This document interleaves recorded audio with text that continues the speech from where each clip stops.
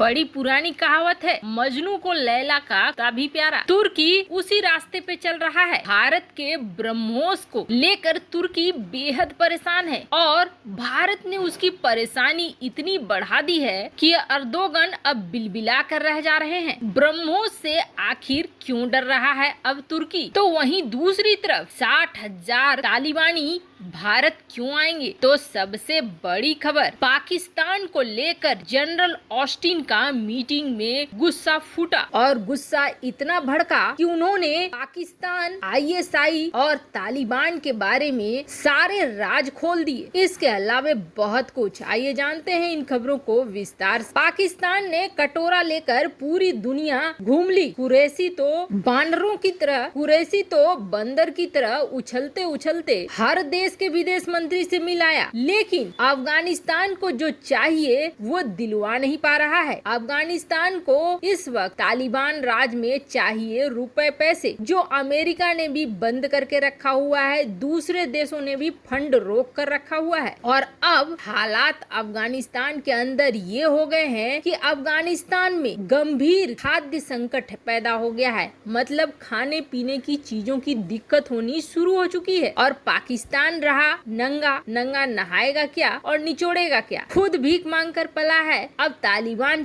को चाहिए पैसे, खुद पैसे तो दे नहीं सकता है। अफगानिस्तान को कैसे पैसे दिलाए जाए, या दूसरे शब्दों में कहे तालिबान को कैसे पैसे दिलाए जाए, इसके लिए अब रोजाना पाकिस्तान में बैठक हो रही है। और इस बैठक में पाकिस्तान का NSA, पाकिस्तान स्टेट बैंक का गवर्नर और सेना के आला अफसर भी शामिल हो रहे हैं। और सिर्फ अफगानिस्तान में इस वक्त खाद्यान्न का ही संकट नहीं हो रहा है, बिजली का भी संकट हो रहा है, मेडिकल सुविधाओं का संकट हो रहा है। ज्यादातर डॉक्टर तो वहां से भाग चुके हैं। और आपको बता दें, अफगानिस्तान में इस समय आधिकारिक आंकड़ा है 1.4 करोड़ अफगान लोगों के खाने पीने की दिक्कतें आनी शुरू हो चुकी है। ये आंकड़ा हालांकि अभी और बढ़ेगा, जैसे जैसे दुनिया सख्ती पे आएगी वैसे वैसे ये आंकड़ा बढ़ेगा। हालांकि पाकिस्तान ने दुनिया भर से गुहार लगाई कि अफगानिस्तान की मदद करो। यहाँ तक UN को ये कह रहा है कि आप हमारे थ्रू पैसे भेजो, यानी UN जो पैसे देगा उसमें पाकिस्तान बंदर बाट करेगा। पर फिर भी पाकिस्तान को बहुत ज्यादा सफलता नहीं मिल रही है। पहली खेप चीन की भले जा रही है अफगानिस्तान में बहुत जल्द, लेकिन बदले में चीन को भी कुछ चाहिए जो शुरू में भले न दिखे, लेकिन आने वाले दिनों में जरूर दिख जाएगा। पर इन सब के बीच एक बड़ी खबर निकल कर आ रही है भारत के लिए। आपको याद होगा जब अफगानिस्तान में उथल पुथल मचा, तब अफगानिस्तान के कई लोग भागना शुरू कर दिए, कई लोगों ने भागना शुरू कर दिया। और उस वक्त भारत ने E-वीजा का कार्यक्रम निकाला था, यानी कि E-वीजा के तहत जितने सिक्योरिटी के चेक होते हैं उनको करने के बाद भारतीय सरकार 6 महीने के लिए अफगानी नागरिक को भारत में आने देगी और फिर जिस तरह के कंडीशन होंगे उसके बेस पर या तो रोकेगी या फिर वापस भेज देगी या किसी दूसरे देश में सेटल कर देगी। दरअसल भारत में रिफ्यूजी कैंप्स और संगठन है जिसके बल पर अफगानिस्तान के कई लोग ये मानते हैं कि वो यहाँ से फिर UAE, कुवैत या दुनिया के अन्य देशों में जाकर सेटल हो सकते हैं। तो भारत के रास्ते ये जाना चाहते हैं। आपको बता दें, भारत ने 17 अगस्त को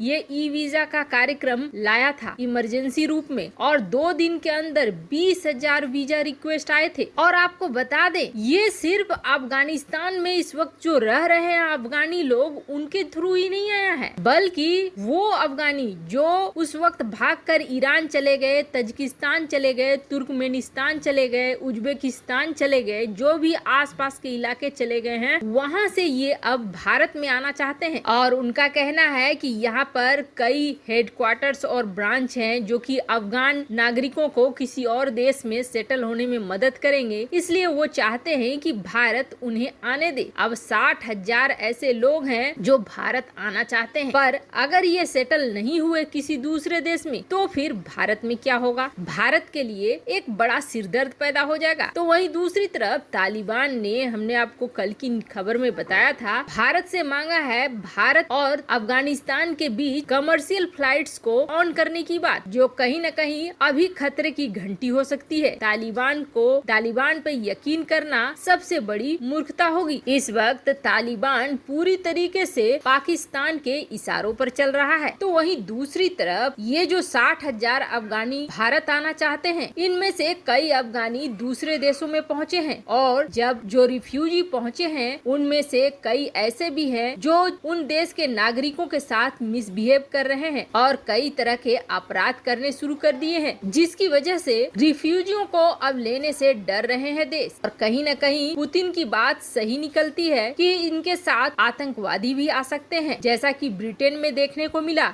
कुछ ऐसे लोग भी पहुंच गए थे जिनका तालिबान के साथ कनेक्शन था और ये आतंकी गुट थे। ऐसे में मेरा ये मानना है कि भारत को कोई रिस्क नहीं लेना चाहिए, अब नए रिफ्यूजियों को जगह नहीं देनी चाहिए। वहीं दूसरी तरफ पाकिस्तान को लेकर बड़ा हंगामा मच गया अमेरिका में भी। अमेरिका में मीटिंग के दौरान कुछ ऐसा वाकया हो गया जिसकी कल्पना नहीं की जा सकती थी। ISI और तालिबान के बीच क्या रिश्ता है ये पूरी दुनिया को दिख गया है। पंजशीर में जो पाकिस्तान ने खुल्लम खुल्ला आकर तालिबान के लिए किया, वो अब गले की हड्डी बन रही है। अफगानिस्तान के पंजशीर पर हुए हमले में पाकिस्तान की भूमिका के जांच को लेकर अमेरिकी संसद में एक विधेयक अलग से पेश किया गया है और इस बिल को अमेरिकी संसद के 22 सीनेटरों ने पेश किया है। और जैसे ही अमेरिका में ये बिल आया है, पाकिस्तान में कोहराम तो मची गया है। हमने आपको बताया था इस बिल के अंतर्गत तालिबान के जितने भी सहयोगी हैं और तालिबान के मददगार पंजशीर घाटी पर हमला करने वाले लोग, उन पर प्रतिबंध लगने चाहिए। ये सारा कुछ डिस्कशन चल रहा था अमेरिकी कांग्रेस में। जैसा कि हमने आपको पहले भी बताया है, अमेरिकी कांग्रेस का लाइव टेलीकास्ट होता है जिसे हर अमेरिकी देख सकता है। इसी बीच सवाल उठे कि पाकिस्तान और तालिबान के क्या रिश्ते हैं, पाकिस्तान ने हमें धोखा दिया तो अमेरिका बदले में क्या कर रहा है, जिस पर अमेरिकी सैन्य जनरल माइले ने ये कहा कि पाकिस्तान और तालिबान के बीच बहुत गहरा संबंध है, लेकिन ISI और तालिबान के विषय में अगर बात करनी है तो हमें बहुत सारी बातें निकाल कर लानी होंगी और बहुत सारी बातें ऐसी हैं जो बहुत कॉन्फिडेंशियल हैं। इस तरीके से हम लाइव टेलीकास्ट के दौरान बता नहीं पाएंगे। हाँ, इस पे चर्चा करनी है तो बंद कमरे में चर्चा करिए। अब इससे आप समझ चुके होंगे कि तालिबान, पाकिस्तान, ISI ये सब की जो खिचड़ी पक रही है उसकी भनक कितनी दूर तक अमेरिका को है और इस बार अमेरिका उन सारे हिसाब किताब को बराबर कर लेना चाहता है। वैसे आपको क्या लगता है, क्या भारत को रिफ्यूजियों को शरण देनी चाहिए? कमेंट कर अपनी राय जरूर बताएं। जल्द मिलते हैं अगले वीडियो में नई खबर के साथ।